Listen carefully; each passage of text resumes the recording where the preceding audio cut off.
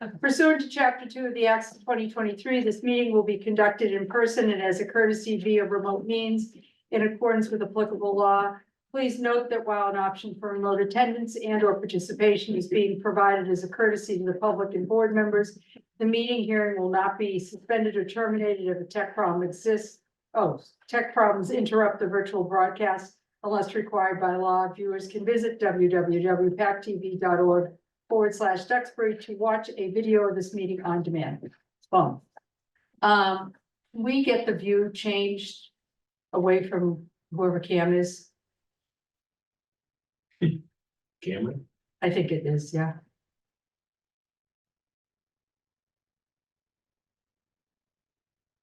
There we go, perfect. All right, madam, you have the floor. All right, fantastic. Well, good evening, everybody, and welcome back. It's been a little while. It's good to see all of you. We have just a couple of items of business. We won't take too much of your time this evening. The first item that's listed on the agenda is a reserve fund transfer request for the IT department. I did send out an email with some attachments for you folks, so that you had the documentation, but I have the original copy here that hopefully if you approve, we'll get the chair to sign. But let me explain that this is a request to use the reserve fund account in the amount of $61,682.01. And what happened was back on December 19th, the town, or the East Coast, I should say, had a pretty nasty storm, and I actually had to go refresh my memory. It was a pretty nasty windstorm with 90-mile-an-hour winds, and it was Duxbury got hit pretty hard. We actually even had to close schools that day, power outages, all kinds of problems.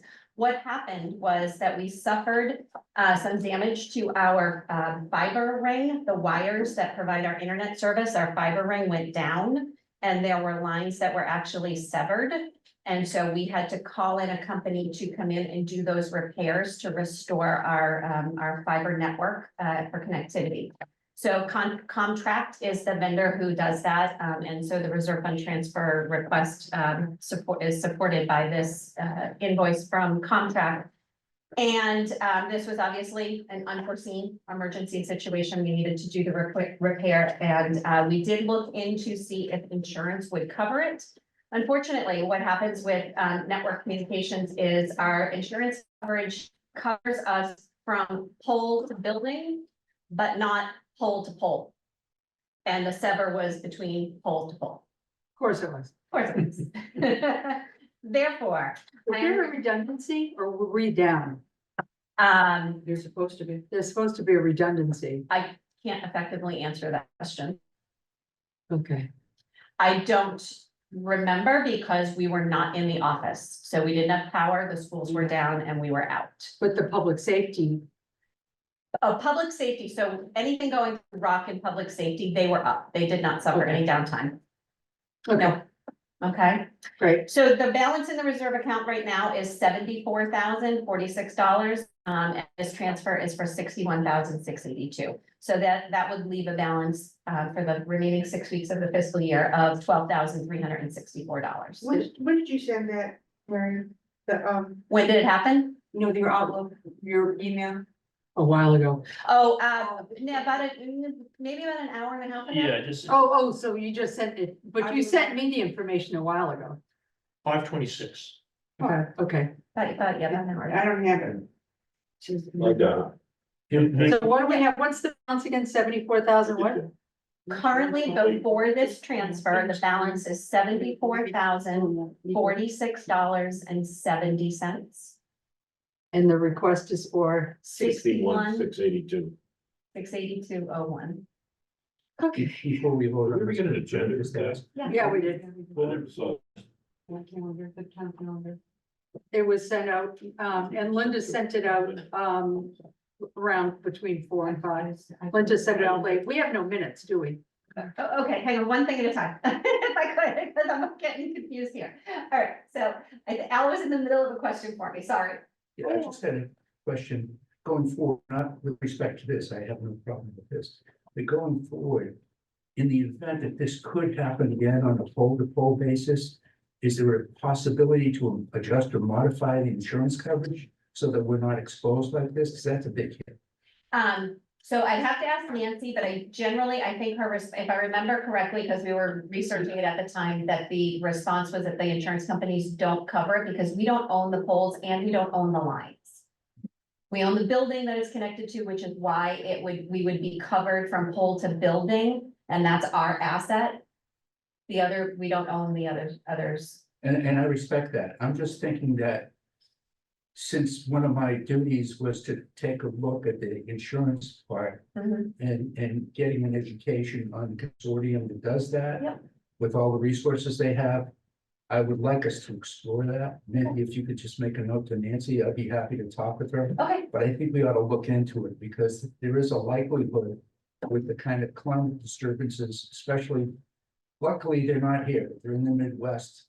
And if it occurs once, it could occur again. Well, I'm really interested in seeing if we can maybe take a few bucks, increase our coverage and avoid this recurrence if it does happen. I'll chat with you. You bet. Sure. I wonder if you've ever explored the people that own the poles. Well, you know, Okay, that's so up you to were us. asking, I'm sorry, then you Don't- asked me another don't question. drop that thought, Stream of because, consciousness, I was just curious if we had minutes. You know, I mean, the question is, what responsibility did they bear and have we looked into that? I mean, we Right. may have gotten a no, but is that the final answer?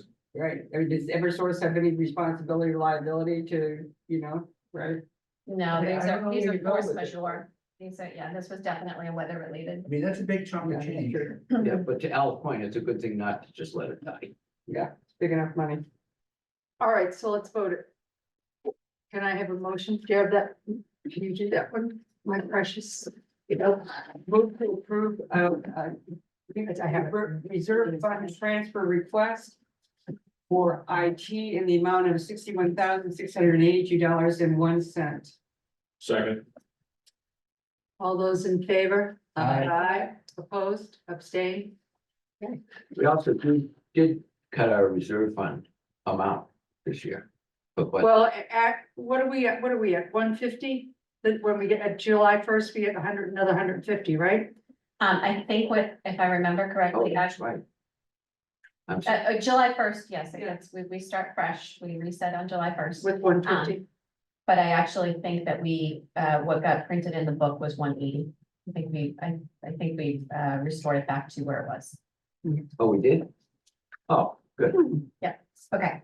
So the next item is, I did print this out and gave each of you a copy. So we are now at the time of year where we are staring down fiscal year-end activities, and the law allows us to begin making budgetary transfers from May 1st through July 15th. So this is the first set of transfers that I'm bringing before you. I do anticipate that we'll probably have at least another set before July 15th, but what I like to do is try to bundle them up as much as I can. And so the schedule here in front of you is coming to you, the Finance Committee, this evening. And then should you support and approve these transfers, then it will go before the Select Board so that we can make these adjustments to the FY24 budget.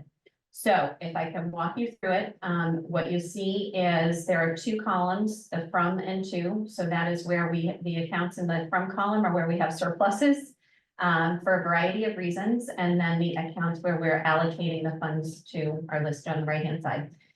In terms of where the surpluses exist, we've had a number of vacant positions, unfortunately. So we've had to, during the course of most of fiscal 24, I think many of you are aware that we have not had a planner in place for the majority of FY24.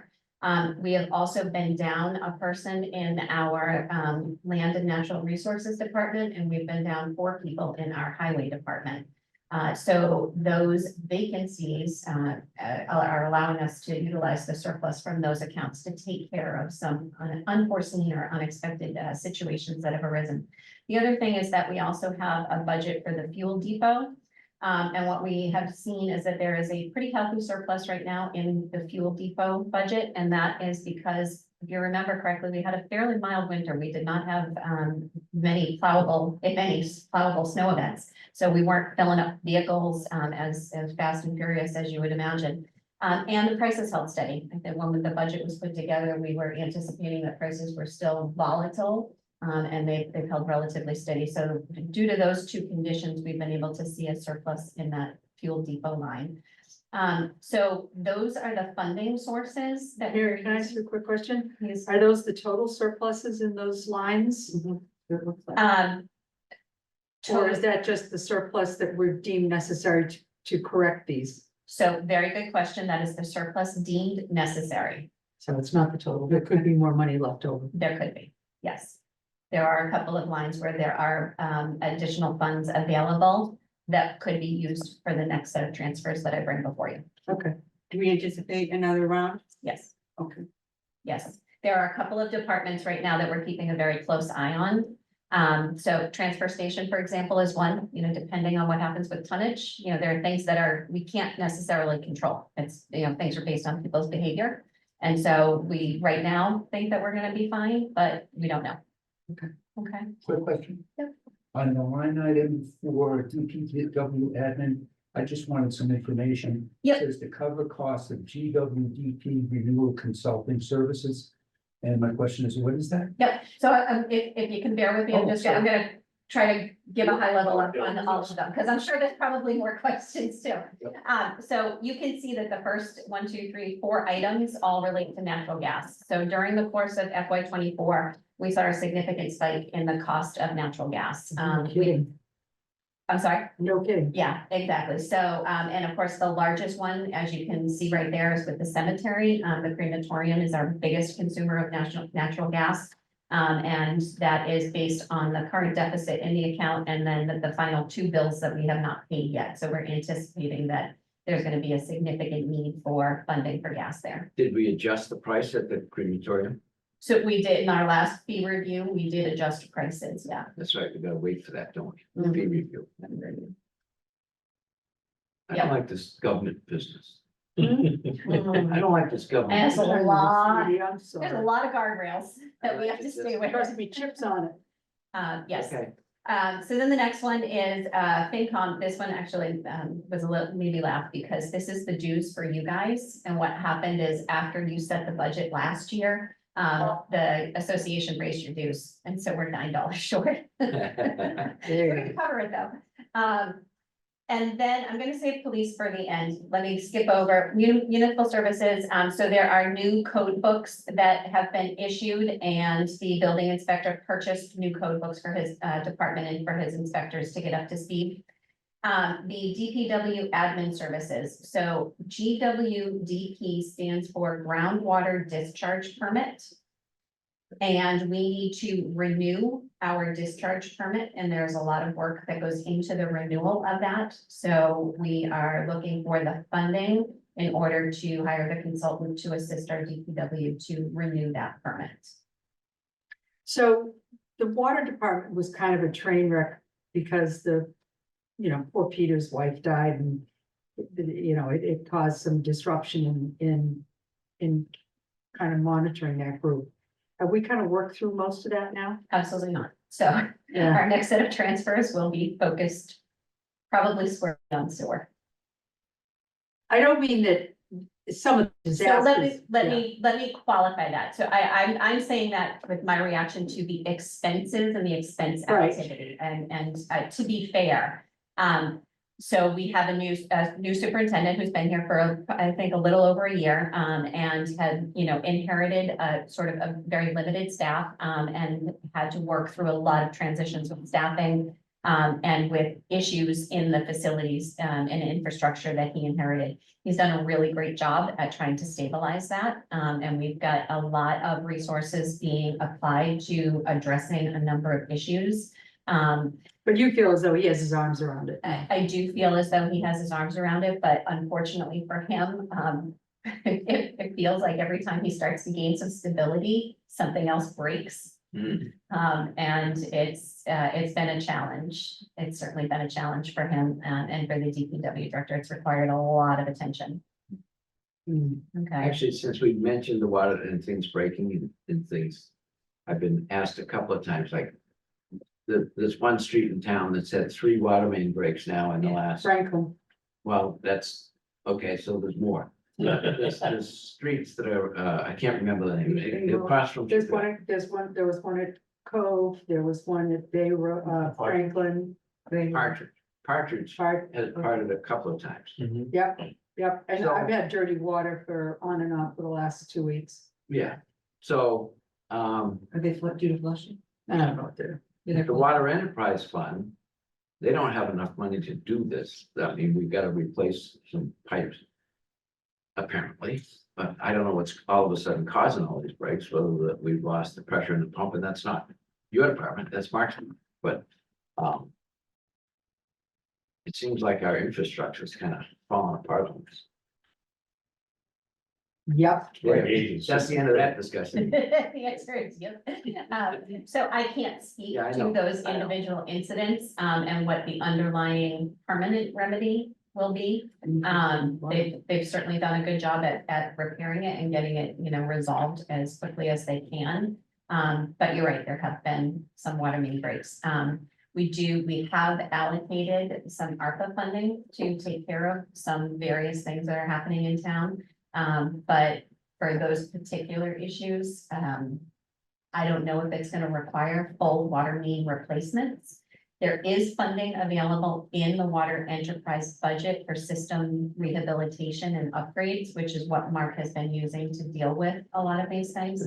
That exists going forward into FY 25, but I will also remind you that we also passed an article at town meeting for the water department, for, gosh, why can't I think of it? For water main improvements. Mark asked for 1.5 million. We cut it, I think we cut it in half, but gave him some funding to move forward to take care of these things beginning July 1st. I think JR, I mean, if I say the words deferred maintenance again, people are gonna start throwing balls at my head. But this is just a classic example of the fact that Absolutely. deferred maintenance has not been a priority over the last 5+ It was a priority based on those pipes that were lined with that material that was deemed carcinogenic. Yep. And we've been putting a lot of money and effort into replacing all of those over the last decade. Right, there, So that's where a lot of the money went. And it wasn't available to go to other places. And we did lay some pipe down on Temple. Right, right, to get folks off wells, right.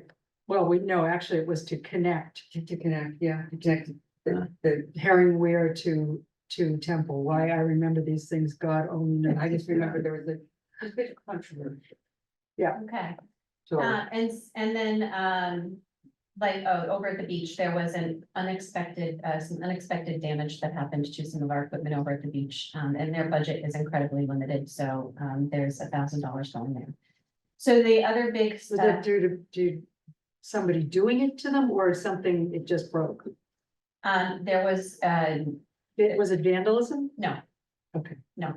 No, there was some damage to, what is it called, the light Tower? tower. Tower. Okay, Yeah, that- they have a tendency to crack over time. Weather can do that. Yeah. And conditions can do it. Yep, I remember years ago when I was working with a reservation, there were some towers that were stored down at they kept in the back of the Blakeman? Blakemans over the winter. And by spring, there were these hairline cracks that were running joints. It happens. yeah, it happens. So. Yeah. thank Oh, you. I mean, that's fine. Yep. Vandalism makes me nuts, but. Yeah, you no, know, it's definitely, it was not a yeah, situation with vandalism at all. Okay, And then, so police department, I met with the police chief, and, the deputy last week to go over some, issues with respect to their payroll line items. And do took what a- line items? Cable. Payroll, thank you. Yeah, payroll. There is a significant deficit in overtime for the police department. And it's due to a couple of reasons. They have some vacancies. I think some of you have been in conversations or heard the police chief talk about how he's got some folks that are in the academy. But while those positions are not filled by full-time bodies, they're being filled by overtime shifts, and calling folks back. We also have somebody who is a reservist who has gotten called out for duty again. And so for that 90-day period, while that person is gone, we're covering those shifts with overtime. And then there was a significant level of mandated training from post or police reform, that was not factored into. They doubled up the hours on a bunch of stuff. On that the, we hadn't when the anticipated. FY 24 budget was built probably 2 years ago. That was not factored in because posts hadn't been finalized. So there's been a significant overrun in police overtime, for this year. And, so what we're doing is, what's in front of you is to move these surpluses to cover those deficits. And is this part too that we can't use the guys that we used to be able to use to fill in, they have to, as far as, to cover the overtime? What do you mean? We can only use They have to full-time be certain, sworn, they have to be qualified. full-time sworn officers. Yes, right. So it's because of post requirements that we can't use some of the permanent intermittent or some of the other Correct. guys that would, that is Right. causing this as Full, well. full service academy, police academy, or that's it. you're That's done. it. Yep, fully credentialed, Yep. yeah, Yeah. sworn officers. And there's yeah. been no resolution to that. But along the lines, you mentioned ARPA, and thanks for mentioning that. Because you gave us an exceedingly good, thoroughly prepared overview of federal funds. So I want to get back to the use it or lose it point. Yep. From your perspective, do we have our hands around all available funds to us under whatever alphabet soup federal law it is, ARPA, whatever? And do we have a plan for these funds? So the answer is yes, and I will share with you, the plan. So we have received, about $5 million in ARPA funds allocated to the community at this point in time right now, we have programmed out all but $370,000 of it. And I'm holding on to the $370,000 right now. Because I need to have a little bit of a cushion as we go into FY 25. And should I have any emergency, I have no other place to look. Tell me what that big number was at the top again. It was about 5 million. It's like 4 point something, I'm rounding it to 5. Okay, I'm happy to send you out my spreadsheet that shows you all of the That'd various be terrific. projects and how much we've allocated to each. Most of it is water and sewer. Mary, I had a question about the upcoming millionaires. Yep. And I was just picking it up in the paper and reading about it's almost $1 billion and it's going to education and improvements to towns. No, well, so remember when that legislation was put before the voters, the intent behind it was to be used for 2 purposes. One was education and the other is transportation. Transportation, okay. Are those funds going to be available to the towns, or do you know when that source of funding would be available? Oh, Kathleen, that's so sweet that you asked. We're going to get porked. I just thought you might want to know. I know the payment, I just want to know, So the governor has already programmed those into the FY 25 budget. Okay, And unfortunately, most of them are being utilized for grant programs.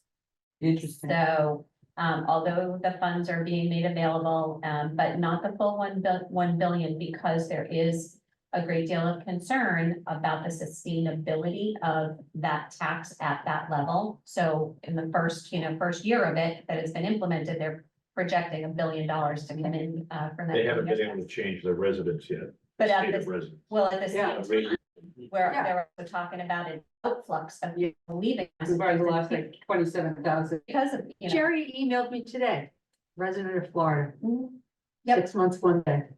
So. Yeah. So they're not utilizing the full, we'll round it to $1 billion in the state budget to be dispersed to communities. Absolutely not. It's being dispersed for these 2 sets of activities. And it's being dispersed in a couple of different ways, but primarily in competitive grant programs, not in direct allocations, which really is disappointing. Hmm. They're just. We're not getting. We will get some because we have some folks here who, do some grant writing and we'll try to, get our hands on different things, but. Right, but as But some far of as the it, grant programs are not things that would It's be not directly, applied. it's not a direct allocation to the town, No, but based on a percentage of. no. Yeah. So they're using a big chunk of it for, funding community colleges. for students, right? So, and also for, pre-K. So trying to do some bookends, to the education system Hopefully the T. instead of, and definitely the T, but instead of fixing the problems that we have in front of us, like charter schools and diminishing, state aid for education, and they haven't fully funded regional transportation ever. And instead of fixing the existing programs, instead they're creating new ones. Okay, what government as finance. Yes, yes. So can I move to approve the? Before you do that, the CBA regular, Yeah, so. address that. Yeah, all right, so when I met with the police department, the conversation and the calculation that we walked through was focused on the fact that we had the new police collective bargaining agreement, and that there was a potential miscalculation in what we funded at town meeting for the police collective bargaining agreement. So when I put this together, I put in the earmarks of what we were looking at the time last week when I was meeting with them. However, when I sat down with the accountant today to take a look at the police department budget and the deficits and in which line items they were occurring, the regular line item actually does not have a deficit projected through June 30th. It's just the overtime line. However, when I put this together, I had already sent it out to you guys. And so rather than me just lump it all into overtime, we'll just allocate it to these 3 line items and It can be used for that it can purpose. absolutely be used. And also with the kids getting out of the academy, they can't go out alone. Correct. They're really only 50% strength because they've got to be with somebody. Yeah, the buddy system. Supervised for the Yeah. first X number of months. I can't remember what it is. Is it? Yeah, I think it's 3. yeah, whatever it is, I don't it's think not it's long anymore. enough, but whatever. Yep. So can I make the motion to move based on our discussion? The full amounts Sure. to and from.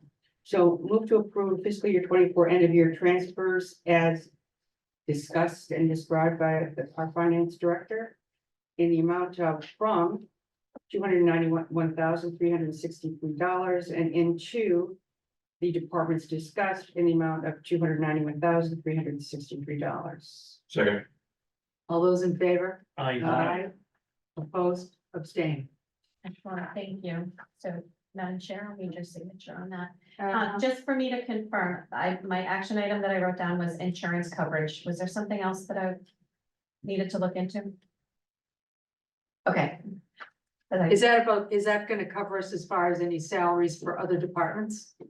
Or are we, So with this, we're in good shape right now, okay, for the next couple weeks, but Karen and I look at it at the end of every week.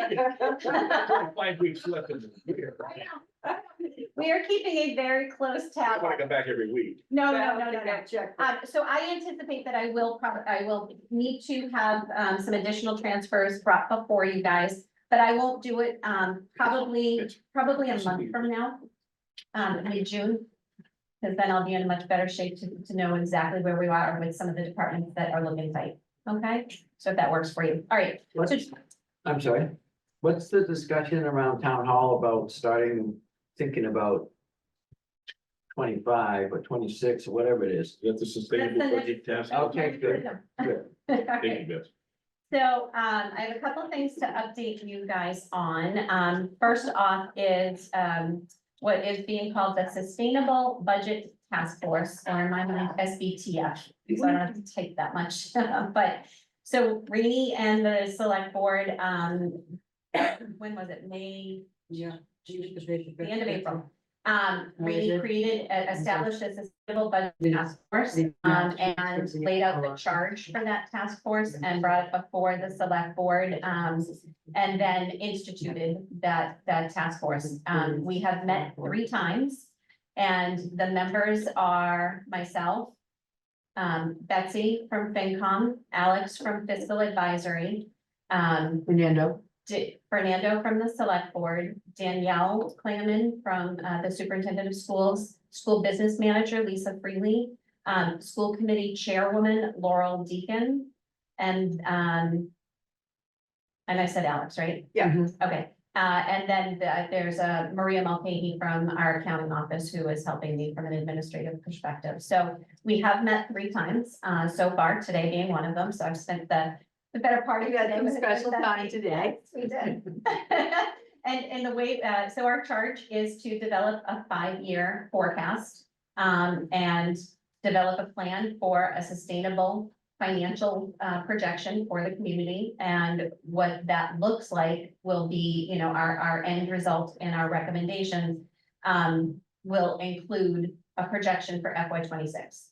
And whether that means that we are going to ask to generate revenues in one way, or we're going to be making severe cuts in another way, that remains to be seen. We're going through those exercises right now. The way we're approaching it is we're focusing on revenues right now. So our first couple of meetings, we've focused on the revenue side of the budget to really talk about what opportunities do we have or could we have to explore new revenue streams. And we've talked about a number of things. Some have been clear non-starters due to a number of factors, whether it's, you know, zoning restrictions or temperament here in the community that you've tried time and time again and it hasn't worked. So we're working through right now revenue opportunities, and we're about to finish those up in the next week or two and move over to the expenditure side of the budget and start taking a deep dive into our expenditures, looking for any areas where we might find opportunities to reduce costs and still maintain services. Or if we're not able to generate the additional revenues, what does it look like if we have to scale back? So that is the charge of the task force, is to ask those questions and come up with recommendations and build out a 5-year forecast. And how is that report going to impact the, you know, the putting together of the next budget from a department level? How will that be communicated across the departments so that they, you know where I'm going? Yeah, so the way it's gonna be communicated is via the select board's budget message. That will set the tone for the departments to put together their budgets. Are you asking whether we're gonna do 2 budgets? There seemed to be some confusion last year about expectations from the select board to the departments in the development of their budgets. And I'm wondering how that messaging is going to be communicated so that we all have, the department heads have a clear understanding of the findings of the task force. So I wouldn't expect that you would have 2 budgets. I would expect that you would advise as to the direction of your results. Well, we're not gonna have any budgets at the end of this. Right, no, I understand that, but you're going to have a recommendation or findings, Yes. right, from your task force. So you said specifically 2026, Correct. which is the Right. next budget season. Next, that's what I'm referring to, the next budget season. Right. Yeah. And there seemed to be a little confusion between the department heads, some select board members' expectations past year and. The message was clouded. So what What should happen this year is that our report and recommendations will be delivered to the select board. And they will take it into consideration as they set the directive for the next budget cycle. Would you mind a comment? My observation is, I think it's a very smart thing that's been done, but it's tactical and it's political. And what it really is, it's, from my point of view, it has little, if anything, to do with real budgeting. What it has to do is an advisory, whether it's people on the staff, people living in town, to know that we've got some issues. The revenue side, yeah, we're boxed in.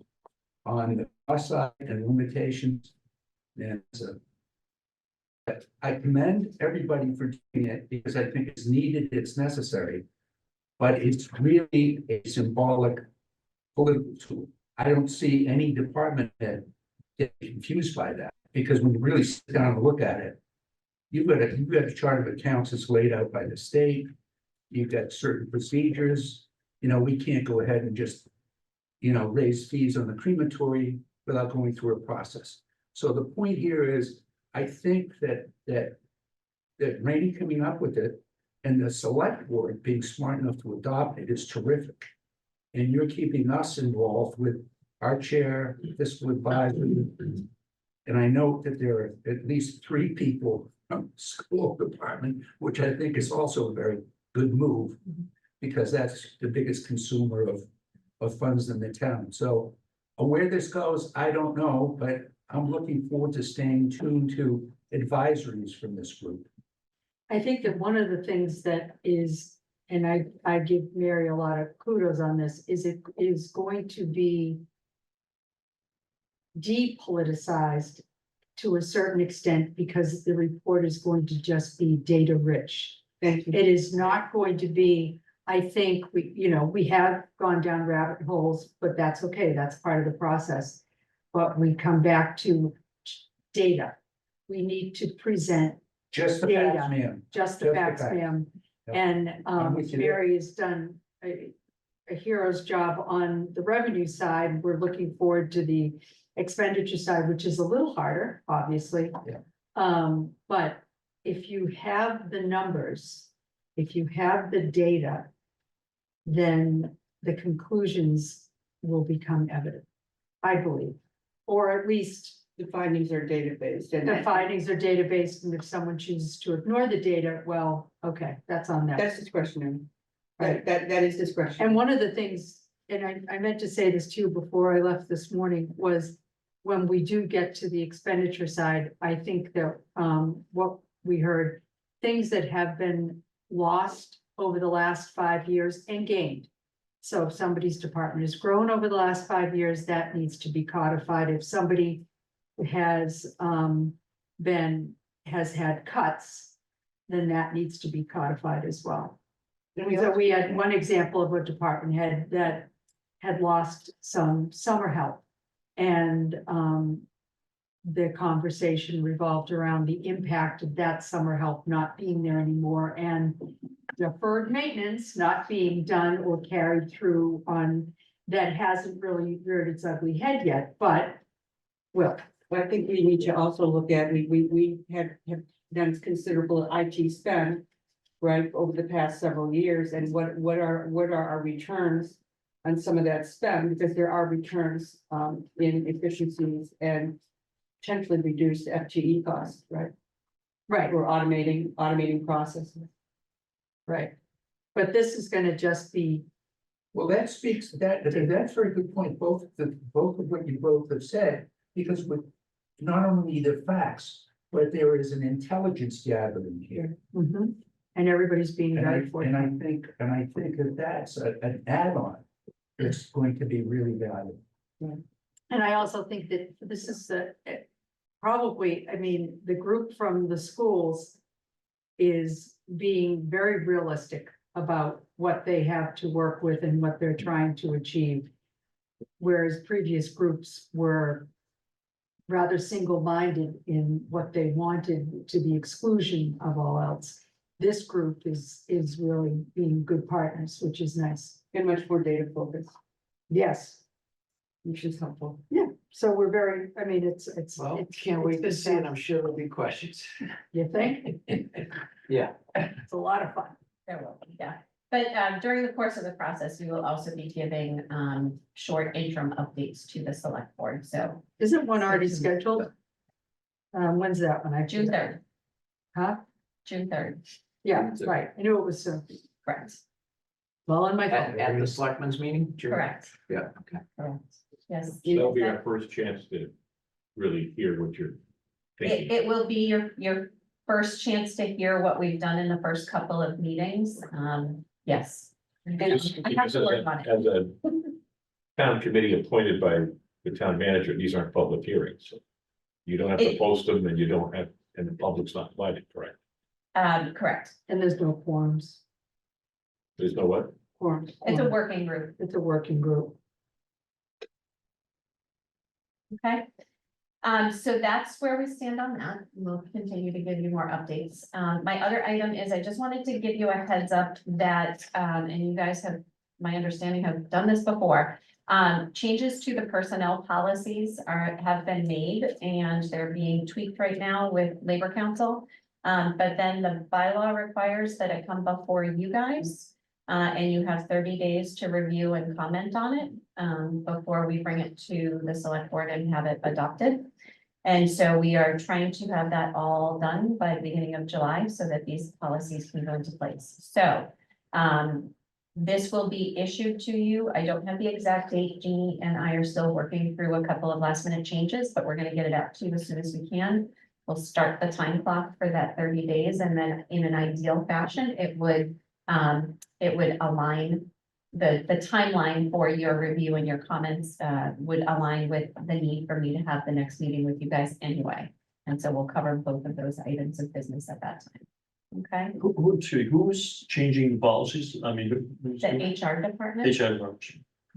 So previously on Hill Street Blues, Mhm. we had to vote at town meeting any change. Mhm. So if there was wordsmithing, if there was anything in the entire personnel plan, it all had to be spelled out at town meeting and it had to be voted. Couple of years ago, 2, 3, something. So we then we voted, and basically at town meeting, what we vote on is the numbers. Mhm. And not the, policy as to whether somebody's father-in-law is included in their bereavement, or some of the other mechanics or changes that we've had to make to comply with Mass General Law and labor law and all the nonsense that goes on. So some of it is impactful and a lot of it is just legalese, but we no longer do that at town meeting. They present it, we review it, give them some information, and then the selectmen vote it to accept it, and then it's done. So that's forthcoming. Great. Excellent. And I think that's it. I do not have any minutes. I'm trying to work with Linda to get those resolved. So hopefully those will be forthcoming. Cool. Okay. Any announcements, Mrs. Sullivan? Hell no. Oh, Teddy's getting married, so that's.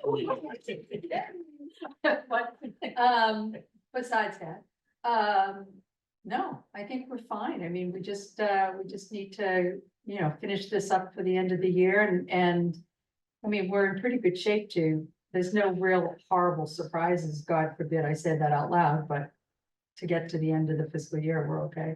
Yeah. Well, No maybe- surprises on health insurance, no surprises that I know of on anything particularly. We're running, we have money in the bank on that. So yeah, and we do have to set the insurance for the health insurance. Set the rate. We We already have did. to, no, if it goes over insurance. Oh, the stop loss. Stop loss, yeah. The So stop. that's the only thing that's gonna happen on that. Yeah, I think we have a meeting on that in like 10 days or something. Yeah, something like that. So that's about the only thing that's kind of. Does Blue Cross hold the stop loss? Yes, Yeah, Yes. now they do. But they bid it, we bid it every year. Yeah, I know you do. We bid it every year. Yeah, so that's kind of been, actually gotten some work done, which has been scary, but good without a crisis. It was a nice winter. We didn't spend a ton on plowing. We were in pretty good shape. So there you go. there you go. Okay. Move to adjourn. Chin up, press on. Is that an official motion? Yes, Yep, sir. chin up, press on. Yeah. Second. All right. All those in favor? Aye. Aye. Opposed, abstain. Turn it off. So you're doing business. Yeah. There you go.